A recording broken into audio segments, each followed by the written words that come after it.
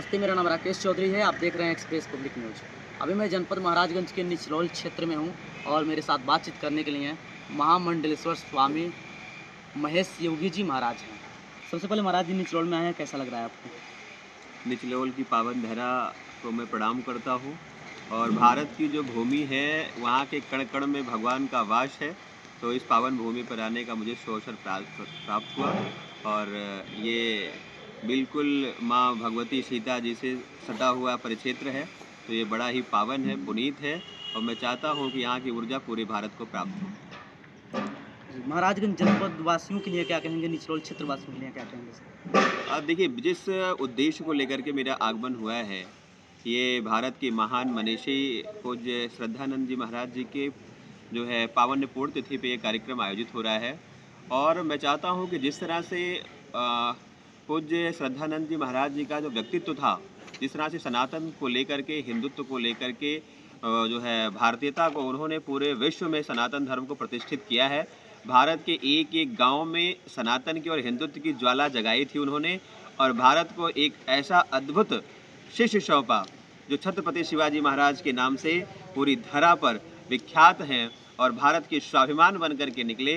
मैं चाहता हूं कि आज आपके चैनल के माध्यम से कि हमारे इस निचलौल की जो है युवा पीढ़ी है, जो हमारे महाराजगंज की युवा पीढ़ी है, जो उत्तर प्रदेश की युवा पीढ़ी है, जो भारत की युवा पीढ़ी है, वो पूज्य श्रद्धानंद जी महाराज जी के शरणागत होकर के, उनके विचारों पर चल कर के, उनके पथ पर चल कर के भारत के उन्नयन का कारक बने। और जिस तरह से उन्होंने हजारों हजारों मठ की स्थापना की और लाखों लाखों युवाओं के प्रेरणा स्रोत बन करके काम किए, उस तरह से भारत का युवा उनके पद चिन्हों पर आकर के राष्ट्र का अनुगामी बने और हमारा भारत पुनः सनातन की राह पर विश्व गुरु के रूप में परिवर्तित हो। जो कल कार्यक्रम होना है, उस कार्यक्रम का मुख्य उद्देश्य क्या है? कार्यक्रम का मुख्य उद्देश्य यही है कि हमारे जो महापुरुष हैं, हम अपने अतीत को भूलें ना।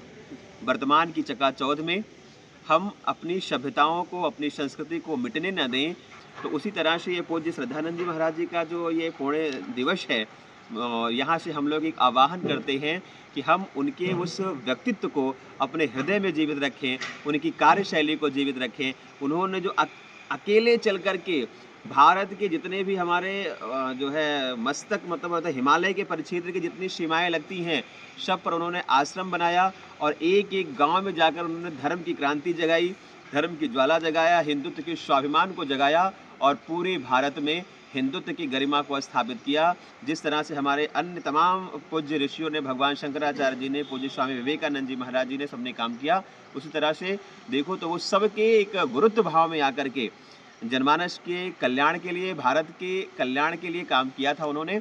तो मैं चाहता हूं कि जो हमारी युवा पीढ़ी है वो उनका अनुगामी बन करके और छत्रपति शिवाजी की भांति, पूज्य स्वामी विवेकानंद जी की भांति निकल करके आए और हमारा एक एक बालक पूज्य श्रद्धानंद जी महाराज जी जैसे गुरु के चरणों में बैठ करके, पूज्य श्री परमहंस जी महाराज जी के चरणों में बैठ करके, गुरु चाणक्य जी के चरणों में बैठ करके हर क्षेत्र में, हर परिदृश्य में आकर के काम करे और हर बालक हमारा पुरुषार्थी होकर के राष्ट्र के गौरव के लिए, राष्ट्र के स्वाभिमान की जागृति के लिए काम करे और भारत हमारा अखंड भारत हो, भारत हमारा विश्व गुरु हो, भारत सोने की चिड़िया के रूप में परिवर्तित होकर के पुनः दुनिया का नेतृत्व करने वाला हो।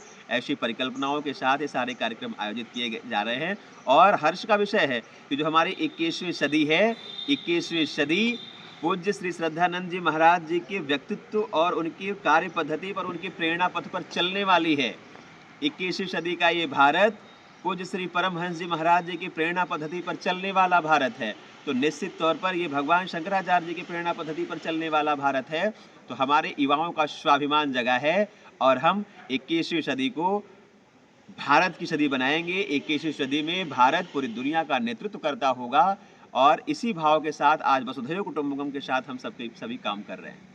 महाराज जी, जो बांग्लादेश में घटना हुई है उस पर क्या कहेंगे? देखिए, बांग्लादेश में जो हमारा एक भाई इस दुर्दांत अपराधियों के द्वारा मारा गया है, ये बहुत ही दुखद है। और देखिए, हमारे यहाँ महर्षि वाल्मीकि जी की पूजा होती है, हमारे यहाँ समर्थ गुरु रामदास जी महाराज जी की पूजा होती है, हमारे यहाँ बिरसा मुंडा भगवान की पूजा होती है, हमारे यहाँ गुरु रविदास जी की पूजा होती है। भारत वसुधैव की बात करता है और सर्व धर्म समभाव को जोड़ करके काम करता है। लेकिन कुछ ऐसे जो हमारे यहाँ मजहबी पंथ के लोग हैं जो बहुत ही नकारात्मक सोच को लेकर के वो राक्षसों की वंशावली से आकर के काम करते हैं, बहुत दुर्भाग्यपूर्ण है। और मैं ये भारत के हिंदुत्व जनमानस से कहना चाहता हूँ कि हमारी संख्या अगर कमज़ोर होती है तो हमारे कटने स्वाभाविक हो जाते हैं। आप देखिए हमारे सामने बांग्लादेश एक प्रमाण है कि जहाँ पर हिंदू बिखरा नहीं है, हिंदू वहाँ पे संगठित है, लेकिन हिंदू घटा तो कटा।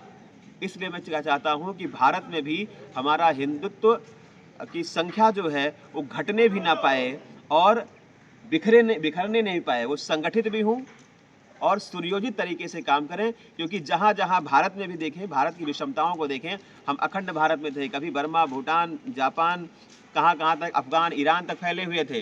घटते घटते घटते घटते हम भारत में आए और जितने भी हमारे से जितने भूभाग कटे हैं वो सब इस्लामिक राष्ट्र बनते जा रहे हैं। आज भारत की स्थिति है, हम जम्मू कश्मीर कम हुए, वहाँ की स्थिति देख रहे हैं आप, हम बांग्लादेश में कम हो रहे हैं, वहाँ की स्थिति देख रहे हैं आप, हम केरला में कम हो रहे हैं, वहाँ की स्थिति देख रहे हैं आप। तो मैं आज इस मंच से आग्रह भी करता हूँ कि हमारा जो हिंदू परिवार है वो बिखरे ना और घटे भी ना, हमें अपनी परिवार को बढ़ाना है। और मैं चाहता हूँ कि भारत की भूमि है, भारत के भूमि पे जो जितने लोग यहाँ जन्म लेते हैं सब भगवान राम के जो है संतति हैं, ऋषियों की संतति हैं। तो यहाँ पे तो कोई दूसरा परिवार है ही नहीं है। किसी कारण से जो हमारा कोई भी परिवार टूट करके अन्य जो है समुदायों में, अन्य किसी जो है संप्रदायों में बिखर गया है, मैं सबसे आह्वान करता हूँ कि भारत 21वीं सदी का भारत सनातन की सदी है और सनातन सबको स्वीकार करता है। सब पुनः जिस भी पंथ मजहब के सब लोग हैं वो आकर के अपनी पुनः घर वापसी करें और सनातन की धारा में आकर के विश्व कल्याण की बात करें, वसुधैव कुटुंबकम की बात करें, सर्वे भवन्तु सुखिनः सर्वे सन्तु निरामया की बात करें। इसी भाव को लेकर के आज ये यहाँ पर ये एक बड़ा कार्यक्रम आयोजित किया गया है। Maharaj ji, Guinness book of world record का ही आपके नाम है, कैसे संभव हो पाता है? जैसे कि पानी में डुबकी लगाना, फिर पेंटिंग, योग। देखिए भारत की भूमि है, तपस्या की भूमि है, साधना की भूमि है, योग की भूमि है। और हमारी भूमि कहा जाता है कि तप बल विप्र सदा बरियाना। तो ये भारत की भूमि है, तपस्या सबसे प्रमुख हो जाती है। भारत सर्च की भूमि है, दुनिया रिसर्च की भूमि है। भारत के एक एक ऋषियों ने हजारों हजारों वर्ष तपस्या करके योग को जन्म दे दिया, आयुर्वेद को जन्म दे दिया, विज्ञान को जन्म दे दिया, धर्म को जो है प्रसारित किया है। तो जितनी भी पद्धतियों की शोध हुई, जितनी भी पद्धतियों की खोज हुई, ये सब भारत ने किया है। चाहे योग की धारा हो, आध्यात्म की धारा हो, वैदिक परंपराओं की धारा हो, सनातन संस्कृति की धारा हो। और वो ऋषियों ने कितनी बड़ी बड़ी तपस्या की होगी और हमारी तपस्या के ऊपर, हमारे शोध के ऊपर दुनिया रीशोध करती है, हमारे सर्च के ऊपर दुनिया रिसर्च करती है।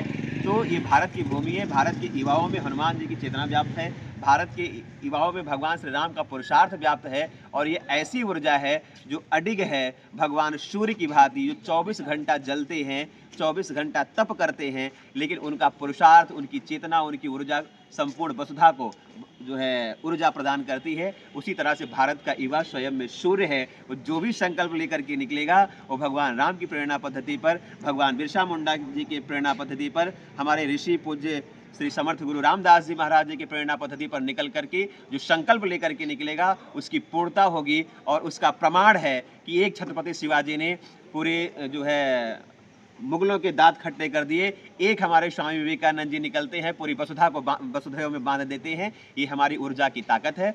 तो अगर हम संकल्प लेकर के हमारे देश का कोई भी युवा किसी कार्य के लिए निकलता है तो उस पुरुषार्थ को पूरा करने के लिए हमारी जो प्रकृति ईश्वरीय सत्ता हमारे साथ हो जाती है और हम हर एक कार्य को निष्कंटक पूर्वक कर सकते हैं।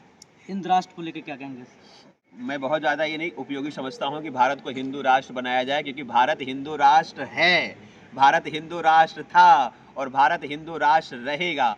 क्योंकि जिसकी संरचना स्वयं प्रकृति कर रही हो, पूरे विश्व में, पूरे धरा पर एक ऐसा भूभाग जो भारत के नाम से जाना जाता है, जो हिंदुस्तान के नाम से जाना जाता है, जहाँ हिंदू का निवास हो।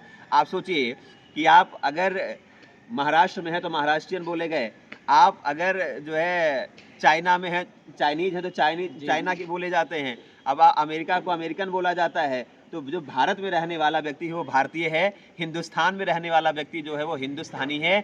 और इसकी संरचना प्रकृति सुनिश्चित करती है। भारत का मस्तक जो हिमालय है, हिमालय के पास हिंद कुश पर्वत से लेकर के और हिंद महासागर तक की जो पूरी संरचना है वो भारत माता की है, वो भारत की भूमि की सुनिश्चित है और वह हिंदुस्तान के रूप में जानी जाती है, जो हिंदुओं का निवास है। तो ये प्रकृति की संरचना है, ये अडिग है, अमिट है, ना इसके कोई गॉडफादर है, ना इसको कोई जन्म देने वाला है, ना इनका कभी अंत सुनिश्चित होता है। ये प्रकृति की संरचना है, स्वयं से अवतरित संरचना है।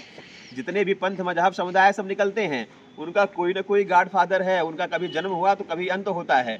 लेकिन मैं कहता हूं कि जन्म अंत के बंधन से परे होकर के मोक्ष द्वार है भारत, सनातन की धारा है भारत। सब कहीं न कहीं से आकर के एक बार पुनः सब सनातन की धारा में विलय होंगे और हमारा भारत संपूर्ण वसुधा के को अपने आगोश में लेगी और संपूर्ण वसुधा सनातन की धारा में आकर के ब्रह्मपिंड की संरचना को साकार करेगी। मैं ऐसी मंगल कामना करता हूँ। जी।